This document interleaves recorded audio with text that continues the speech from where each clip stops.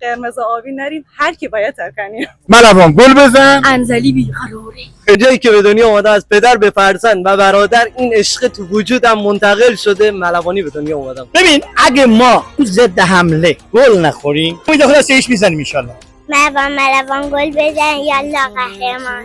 ولی همیشه مشکل داره. تو دیدین تو تهران هم دیدی سر ما رو بریدن. تو ملوانی همیشه قهرمانی. اینجا فوتبالی ترین شهر ایرانه، بندر انزلی. منم که علی رادم و با انزلی پست در خدمت شما هستیم. بریم با هم گزارش ملوان رو ببینیم. سیروس قایق رام پرواز کن روی سپید، این بار نوبت توی این مردم باشه تابت پشت توه.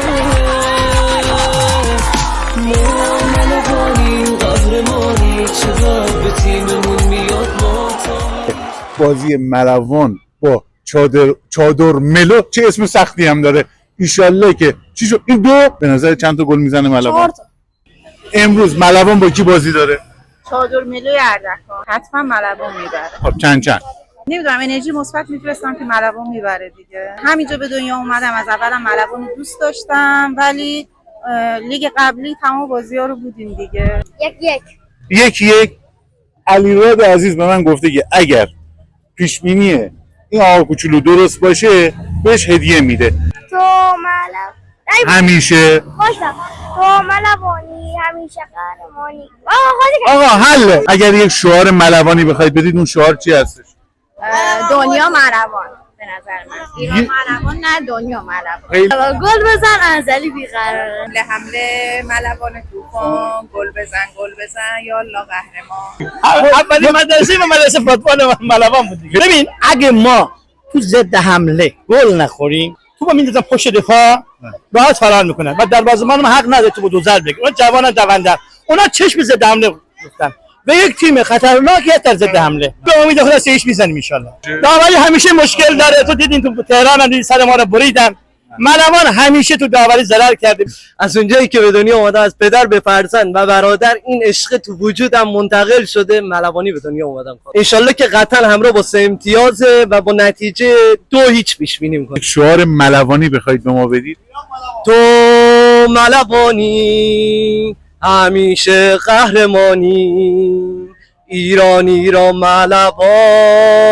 ملوان قهرمان. والله هفته گذشته که دیدید حق ما رو خوردن. 2 تا صحنه‌ای که اصلا پنالتی نبودش، با وجود کارشناسای خودشون که خودشون هم اعلام کردن اصلا هیچ کدومشون پنالتی نبودن. یعنی وار و چیزا واسه تیم‌های شهرستانی مثل ملوان که مظلوم واقع میشه صدای ما به هیچ جا نمیرسه، مگه اینکه پیجای خوبی مثل انزلی پست 360 اینا که حق طرفداری هستن از تیم‌های شهرستانی دفاع میکنن صدامون پخش بشه، انعکاس پیدا کنه، وایرال بشه. همین.